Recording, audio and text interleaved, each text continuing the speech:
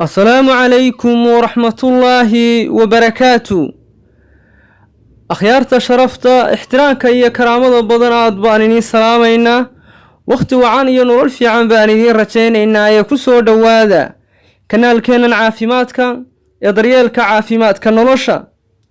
قرالين لو داكتها ويني كحنا كنال كينان عافيماتك يا وحاي تلماميسا waxay tiri xilligaanu kulan sameeyno aniga iyo saygaygu waxaan isku arkaabay tiri xanuun waxaan kale isku arkaabay tiri markaas inaan dareemayo inaanay waxba yaraatay aniga dhadhan iyo macaan aanan dareemayn bay tiri waxaan isku arkaabay tiri xilliyada qaar inay markaan gubashaan dareemo inaan abadeed u hayn waayo la kulanka ninkayga inay markaa nafsadu iga xumaato inaan dhidido diiqadoodo inaan markaa xataa aragiisa iyo la kulankiisa intaba aan karacsada ayay tiri dhibaatadaas ayaa baryahan igu soo badanaysa laakiin imika intii ka horeysay ama intii markaa caruurta aanu dhalaynay wax xanuuna iyo wax dhibaato ma dareemi jirin bay tiri ilaa hadda waxay tiri xanuun iga muuqda oo jirkayga aan ka dareemaa ma jirto laakiin xilliyada kulankaasi dhacayo ayaan xanuunkan isku arkaabay tiri oo dhibaatadani markaas aan dareemaa tala ayaan idinka baahanahay bay tiri arrintaa ku saabsan sidaan u xallin karo iyo waxa markaa igu biirinaysaan ayaan marti idinka ahay ayay tilmaamaysaa walaashani aad bay u mahadsan tahay waananu soo dhaweynaynaa qoraalada markaa arrimaha qoyska iyo kuwa faamiliga ku saabsan iyo markaas haweenayda ama ninka ku doonaba ha ahaadee dadkayna dhagaysta ama kanaalkeenna ku xidhan waa kuwa ay xor u yihiin inay qoraal ahaan inugu soo weydiiyaan gmail ahaan ay inugu soo diraan isla markaana ay noo sameeyaan inay dhinac kasta iyo si kasta inugu soo gaari karaan fariimahoodu inay nugu soo diraan sidoo kale waxa aynu leenahay markaas dhinaca WhatsApp-ka iyo dhinaca Facebook-ka labadaba iyagana waynu leenahay oo bulshadeena waa aynu u sheegnaa ka bacdi gmail-ka markayna soo gaarsiiyaan waraaqda haddaba haddaynu ku soo dhawaano haweenaydan taladeeda waxay tilmaamtay inay xanuun dareento xilliga markaa kulanka sariirta xanuunkaasi haween badan baa ina soo weydiiyay oo siyaabo kala duwan inoo soo weydiinay waxa uu ku yimaadaa ama sababa waa factors kala duwan ayaa arrintaasi ay ku timaadaa marka kooban waxay ku iman kartaa haweenaydu xilliga ay age-ka gaadho ama markaas ay caadada iyo menopause stage-ka la yiraahdo ee caadadu ay ka godo marka ay timaado way ku iman kartaa xilliyadaas ay caadadu haweenayda ay ka godo ee daadeedu ay markaa gaadho daadii ay caadada ay ka dhamaanaysay ama markaa dhiigu ka dhamaanayay xilliga haday gaadho haweenaydu xanuun aad u ballaaran bay dareentaa qaar kamida weeyaan haweenkoo dhan maaha laakiin waa kuwa kamida waliba inta badan haweenayda ay ku soo degdegto in caadadu xilli hore ay ka dhamaato ama ay ka godo ayaa arrinta la arkaayo dareenta taana waxa inta badan loo sababeynaya waa dryness-ka ama lubrication-kii iyo markaa lipids-kii iyo qoyaankii dabiiciga ahaa ee xubinka taranka ayaa yaraada taasi waxa ay keentaa markaas inay gidaarada xubinka taranka haweenaydu ay adkaadaan ama ay qalalaan taasina waxay abuurtaa xilliga falkaasi uu dhacayo inay haweenaydu markaa ay dareento xanuunkaas iyo dhibtaasi inta badan ma sii socoto ee kaliya waxa ay ku eeg tahay inta markaa hawsha lagu guda jiro waxa kale oo dabcan arrintaasi ay keentay in ay aad u karaasatay haweenaydu in ficilkaasi uu dhaco ama la kulanka lamaanuhu inuu dhaco ayay aad u karaasataa way diidaa oo way ka diiqadootaa iyadoo markaas aan haba yaraatee iyada dhinaceeda wax ku soo qasbaya ama wax markaa iyada dareenahoo ka imanaya ama wax farxada iyo wax interest ah ay u hayso haba yaraatee aanay jirin xataa haddii markaa uu ka codsado saygeeduna ay tabcaankaas iyo dhibtaas iyo xanuunkaas ay ka dareemayso arrinta labaad ee dabcan iyaduna loo aaneeyaa waa inuu jiro chronic infection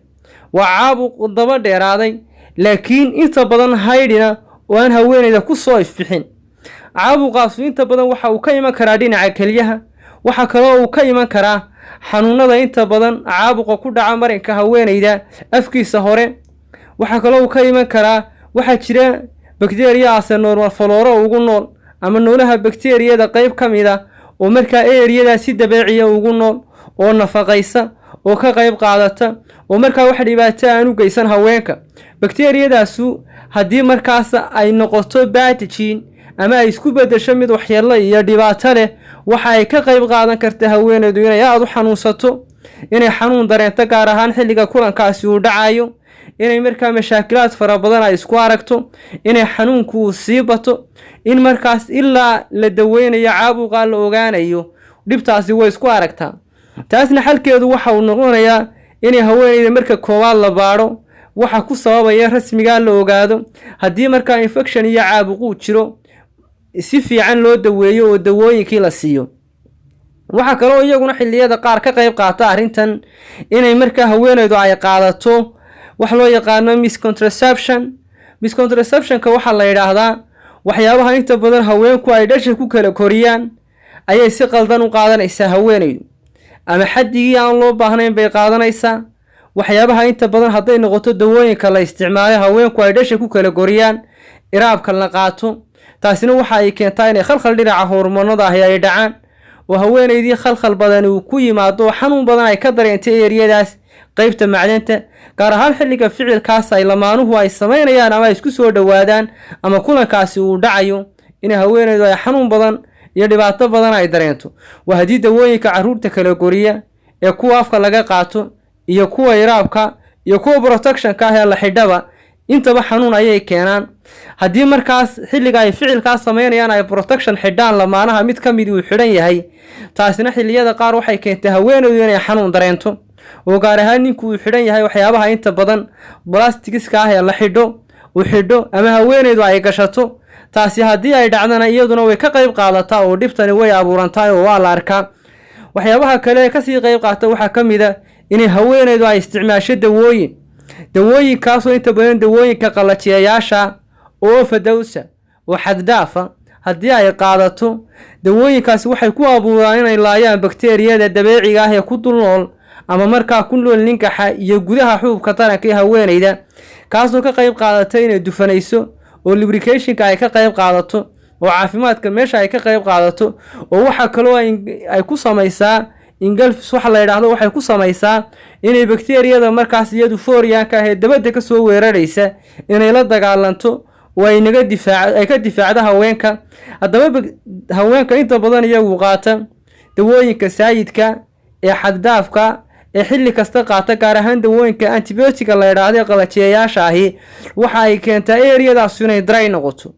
in haweeneydu ay ahaato haweeney markaas aad ula dhiban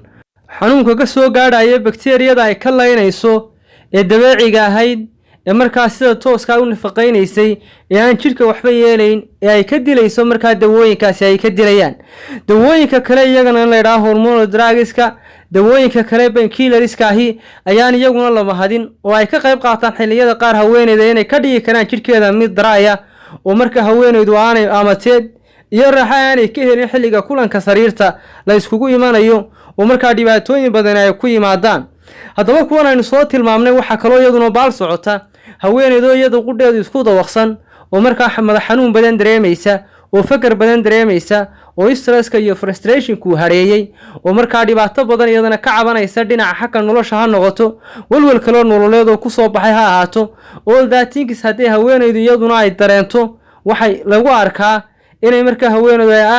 ay arrintan isku aragto oo farxaddii haddii ay ka yaraato meesha ama dareenka haweeneydu haddii uu aad u yaraado, macaanka iyo markaas lamaanuhu marka ay isku tagayaan wixii ay raaxada ka heli lahaayeen haweeneydu kama hesho. iyadu xanuun bay ka qaataa ama teed xumo ayay ka qaataa, cabsi bay ka qaataa, gubasho ayay ka qaataa, xanuun zaa'ida ayay ka qaataa, dhibaato ku soo noqnoqota ayay ka qaataa, fiig bay ka qaataa inay markaa ay ka fiigto oo markaa sariirta ay iman weydo oo guriga xataa ay karaahsato oo joogista ninkuu guriga joogaya ama uu imanayo qudheedu ay karaahsato ayaa la arkaa.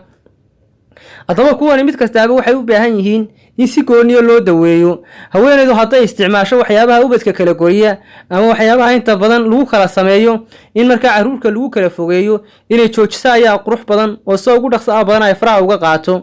qodobka labaad ee kale, haddii haweeneydu isku buuqsan tahay, dhakhtar markaa psychiatriga oo counseling fiican siiya oo dhinaca familiga oo la taliyo waxa ay ka cabanayso iyo waxa inta badan fakarka ku abuuraya iyo nolosheedu hoos u wareysta inay u tagta ayaa qurux badan, walwalkana ay iska yarayso, qof muslimna hadday tahayna ay salaada tukato ilaaheeda ay arrimaha u dhiibato warwarka iyo fikirka ay iska saarto nolosheeda ay ku qanacsanaato ee ku faraxsanaato ayaynu kula talinaynaa. hadday xanuuna jiraan in la baadho ayaa muhiima oo runtii qurux badan kadibna xanuunka laga daweeyo haweeneydan arrinta ku sababaya iyo haweenka kale iyaguna dabcan su'aalahayna soo weydiiya. waxaa kaloo iyaduna aad u qurux badan waxyaabaha inta badan haweeneydu haddii ay gaadho inay markaa daadii weynaanshaha ama caadadu iska taagto in aad isku nafaqaysa ayaa loo baahan yahay oo cuntooyinka borotiinka leh iyo kuwa faytamiinada fiican ee jirka u wanaagsan leh iyo kuwa macdanaha leba inay aad u qaadato gaar ahaan cuntooyinka badda cuntooyinka galka iyo gaska leh cuntooyinka inta badan fruitiska inay kuwa ay aad u qaadato ayaa runtii aynu kula talinaynaa si enerjigeedu uu soo fiicnaado oo tamar fiican ay u hesho oo daran wanaagsan jidhkeeda ugu dhasho inay wadadaas iyo dariiqada ay samayso. intaas ayaynu ku soo ururinaynaa. waxaad fikir iyo afkaar qabtaan la soo wadaaga wixii markaa aad talo nagu biirinaysaan iyo waxa su'aalo qabtaanba waynu soo dhaweynaynaa. fi amaanillah. asalaamu calaykum waraxmatullaahi wabarakaatu.